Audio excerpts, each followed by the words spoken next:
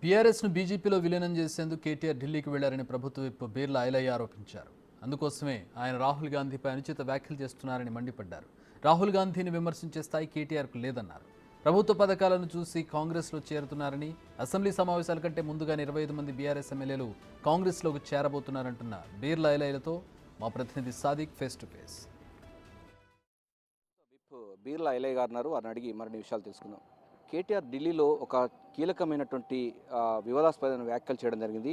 అటు రేవంత్ రెడ్డి పైన, అదేవిధంగా రాహుల్ గాంధీ పైన. రాహుల్ గాంధీ రాజ్యాంగానికి పట్టుకొని పోజులు ఇస్తూ ఆస్కార్ లెవెల్లో మాట్లాడుతున్నారు, కానీ దాన్ని తుంగలో తొక్కే విధంగా వ్యవహరిస్తున్నారు, పార్టీ పీరాలను ప్రోత్సహిస్తున్నారని కూడా చెప్తున్నట్టు పరిస్థితి కనబడుతుంది. మీరు ఎట్లా స్పందిస్తారు? కేటీఆర్ కానీ, హరీష్ రావు కానీ, సురేష్ రెడ్డి కానీ ఇక్కడ గల్లీలో ముఖం చెల్లక ఢిల్లీ పోయి ప్రెస్ మీట్ పెడుతున్నారు. తెలంగాణ ప్రజలు క్లియర్గా మొన్న జరిగినటువంటి పార్లమెంట్ ఎలక్షన్లో కూడా మీకు డిపాజిట్ రాకుండా మిమ్మల్ని ఒక్కరిని కూడా ఢిల్లీకి పంపకుండా మరి ఏ ముఖం పెట్టుకొని ఢిల్లీలో ఇలా ప్రెస్ మీట్ పెట్టారు? నిన్న మొన్న మాట్లాడతాడు ఒక మాజీ మంత్రి శ్రీనివాస్ గౌడ్ కానీ, వినోద్ కుమార్ కూడా మేము బీఆర్ఎస్ పెట్టి తప్పు చేసినాం మళ్ళీ టీఆర్ఎస్ అంటారు. అంటే తెలంగాణలో తెలంగాణ ప్రజలు 2 సార్లు మిమ్మల్ని నమ్మి అధికారం ఇస్తే తెలంగాణకు ఉన్నటువంటి పేగుబంధాన్ని తెంచుకొని ఒక దురాశతోటి తెలంగాణ సంపద 10 ఏళ్ళు దోచుకొని భారతదేశంలో అన్ని రాష్ట్రాల్లో డబ్బులు వెదజల్లి నేను ఎంపీలను గెలిపించుకొని ప్రధానమంత్రి అవుతానే దురాశతోటే ఇలా బొక్క బొర్ల పడ్డాడు. కనీసం నీ ఉన్న సొంత రాష్ట్రంలోన డిపాజిట్ కూడా కోల్పోలే. ఇక్కడ తెలంగాణలో బీఆర్ఎస్ పార్టీ బీజేపీ పార్టీ దోస్తాంతో బీఆర్ఎస్ పార్టీ బతుకుండగానే తన శరీరంలో ఉన్నటువంటి అవయవాలను బీజేపీకి దానం చేయడం వల్ల ఆ బీజేపీకి మొన్న 8 సీట్లు వచ్చాయి తప్ప ఒక్క సీట్లో కూడా మీరు గెలవకపోగా మీకు డిపాజిట్ కూడా రాలే. మరి ఏ మొక్క పెట్టుకొని ఢిల్లీలో మాట్లాడుతున్నావు? ఇవాళ బీఆర్ఎస్ పార్టీ బీజేపీ తోటి మిలాఖత్ కావడం కోసం వాళ్ళ చెల్లెకు బెయిల్ రావడం ఇప్పించడం కోసం ఈ రకంగా రాహుల్ గాంధీ మీద మాట్లాడుతున్నారు. మీరు కనీసం తెలంగాణలో మీ ముఖం చెల్లదు, ఢిల్లీలో ఏ రకంగా ముఖం చెల్లుతుందని రాహుల్ గాంధీ గారి మీద ప్రెస్ మీట్ పెట్టే దమ్ము ధైర్యం మీకుందా? అసలు మీరు అర్హులు అంటున్నాను. ఒక్క సీటు కూడా ఎంపీ సీట్ గెలవను పోయి నువ్వు ఢిల్లీ అంటున్నావు. ఇవాళ పార్టీ ఫిరాయించేది కాంగ్రెస్ పార్టీ కాదు. ఈడ గౌరవ ముఖ్యమంత్రి రేవంత్ రెడ్డి గారి నాయకత్వాన తల్లి సోనియా ఇచ్చినటువంటి అభయస్థం 6 గ్యారెంటీలో ఒక్కొక్కటిగా ఇంప్లిమెంట్ చేసుకొని ఇక్కడ తెలంగాణలో మహిళలకు పెద్దపీట వేసి, రైతులకు పెద్దపీట వేసి, నిరుద్యోగులంతా కూడా ఉద్యోగులు తీర్చిదిద్దుతున్న క్రమంలో ఇవాళ టీఆర్ఎస్లో ఉన్న వాళ్ళు గత 10 ఏళ్ళలో మాకు తెలంగాణలో స్వేచ్ఛ లేదు, ఇలా రాహుల్ గాంధీ గారు ఇచ్చినటువంటి హామీలతో పాటు సోనియా ఇచ్చినటువంటి హామీలు గౌరవ ముఖ్యమంత్రి ఒక్కొక్కటిగా అమలు చేస్తుంటే ఇక్కడ రైతులను రాజు చేస్తారు, రైతులకు ఏకకాలంలో 2 లక్షల రుణమాఫీ చేస్తారని ఇలా మొన్న పోచారం శ్రీనివాసుడు ఒక ఎగ్జాంపుల్ చెప్పిండు. నేను రైతు బాంధవుని, రైతులకు కాంగ్రెస్ పార్టీతో న్యాయమైందని పార్టీలో చేరుతున్నట్టుండు. మీ లెక్క భయభ్రాంతులు పెట్టి పార్టీ ఫిరాయించలు చేయలే.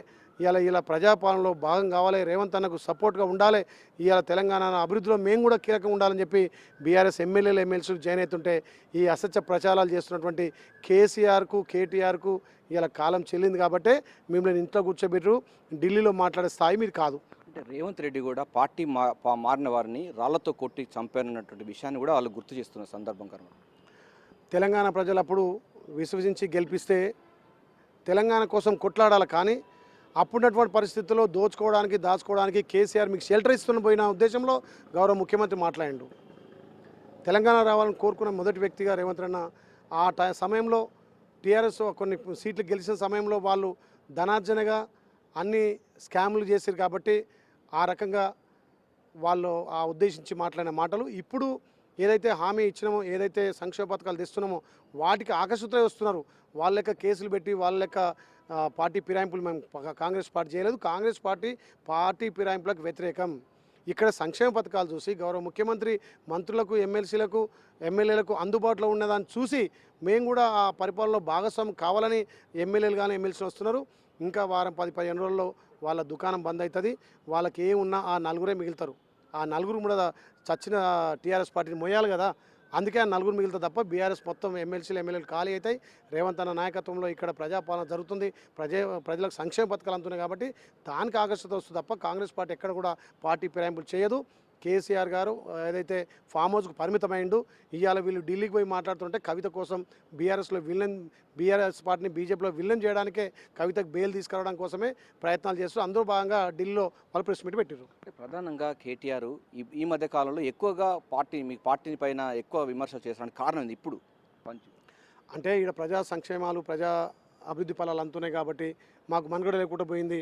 మొన్న మిగిలినటువంటి 14% 13% ఓట్లు కూడా మళ్ళీ మొత్తం డైవర్ట్ అయిపోతాయి, ఉన్న ఎమ్మెల్యేలు జారిపోతున్నారని ఒక బురద జల్లే కార్యక్రమం. ఆయన మొన్న స్టేట్మెంట్ ఇస్తే నాకు నిజంగా నవ్వొచ్చింది. పాదయాత్ర చేస్తా అంటుండు. దేని మీద పాత్ర చేస్తావు?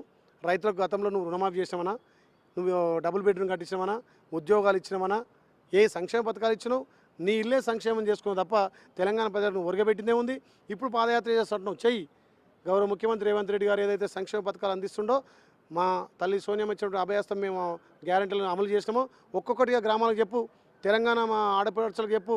ఉచితంగా బస్ సౌకర్యం కల్పించరు, 500కే గ్యాస్ ఇస్తున్నారు, ప్రతి ఇంటికి 200 యూనిట్లు ఫ్రీ కరెంట్ ఇస్తున్నారు, రైతన్నకు రైతు భరోసా ఇస్తున్నారు, ఏకకాలంలో 2 లక్షల రుణమాఫీ చేస్తున్నారు, నిరుద్యోగులకు ఉద్యోగాలు ఇస్తున్నారని చెప్పు. నువ్వు పాదయాత్ర చేసి అట్లనే తెలంగాణ ప్రజలు మేము గౌరవిస్తారు.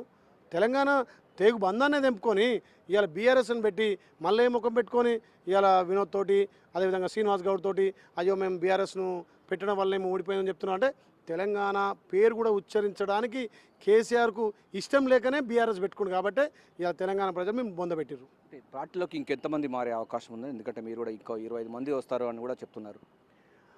నేను ఆలోచన చేస్తుందంటే వాళ్ళకి ఏం మిగిలినా బీఆర్ఎస్కి ఒక 4 మిగులుతారు. నువ్వు చూడండి, ఖచ్చితంగా గౌరవ ముఖ్యమంత్రి నాయకత్వాన ప్రజా సంక్షేమాన్ని అందిస్తుండు.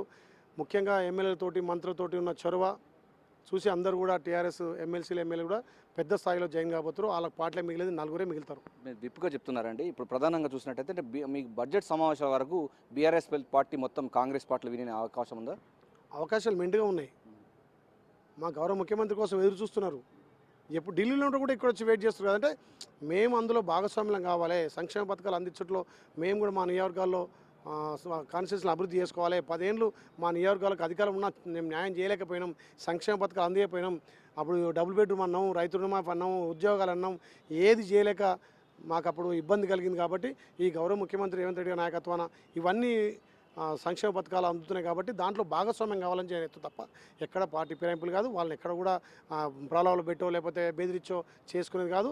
ఈ అసెంబ్లీ సమావేశాల వరకు బీఆర్ఎస్ మాత్రం కాలైపోతుంది. అంటే ప్రధానంగా బీఆర్ఎస్ పార్టీలు ఉన్నప్పుడు వాళ్ళు రాజకీయ పునరీకరణ కోసమే మేము పార్టీకి సంబంధించి ఇతర పార్టీ వాళ్ళు మా పార్టీలోకి వచ్చారంటున్నారు. మీరేమో అభివృద్ధికి సంబంధించినటువంటి వారు చూసి వస్తున్నట్టున్నారు. ఏంది డిఫరెన్స్ ఏంది రెండింటికి? అప్పుడు ఆయన ప్రజలకు కానీ ఎమ్మెల్యేలు కానీ ఎమ్మెల్సీలకు కానీ మంత్రులకే అందుబాటులో లేకపోయేది. ఎక్కడ సంక్షేమ పథకాలు కనీసం నా నియోజకవర్గానికి గిది ఉందని చెప్పుకోవడానికి ముఖ్యమంత్రి అయ్యారు కదా. ఇవాళ నేను ఆలేరు ఎమ్మెల్యేగా ఇప్పటికీ 25 సార్లు 30 సార్లు గౌరవ ముఖ్యమంత్రిని కలిసిన. వాళ్ళు కనీసం 5 ఏళ్లలో 2 సార్లు కూడా ముఖ్యమంత్రి కలిసిరో కలలేదో. నేను ఒక ఎమ్మెల్యేగా మా ముఖ్యమంత్రిని 25 సార్లు కలిసి మా నియోజకవర్గానికి ఈ రకంగా నిధులు కావాలి సార్, ఇక్కడ ప్రాంత ప్రజలు నీళ్ళకి ఇబ్బంది ఉంది, సాగునీటికి విస్మరించారు. గతంలో ముఖ్యమంత్రి గంధమల్ల కడతాడు, అక్కడ నీళ్ళు అందిస్తాడు, ఏ ఒక్క పని చేయలే, దుబారాగా ఖర్చు పెట్టి తప్ప ఎక్కడ కూడా ప్రజా సంక్షేమ పథకాలు కానీ రైతులకు కానీ అక్కడ నిరుద్యోగ సమస్య కానీ ఏది తేలదని చెప్పి నేను చెప్పుకోవడానికి యాక్స్ అంటే ఈ ముఖ్యమంత్రి చొరవ, ఈ ముఖ్యమంత్రి చూస్తున్నటువంటి అభివృద్ధి కార్యక్రమాలు సంక్షేమ పథకాలు అమలుతో ఆకర్షితులై వస్తుంది తప్ప ఎవరు కూడా పార్టీలకు బలవంతంగానో దేని అవసరం లేదు. వాళ్ళు మేము గెలిచిన నుంచి కూడా పడగొడతాం అంటే ఆ టీఆర్ఎస్ ఎమ్మెల్యేలే అరే మామూలుగా ఏం పిచ్చి లేచినట్టుంది, మనం ఇంటికి కూర్చోబెట్టినా మళ్ళీ పడగొడతామంటుండు.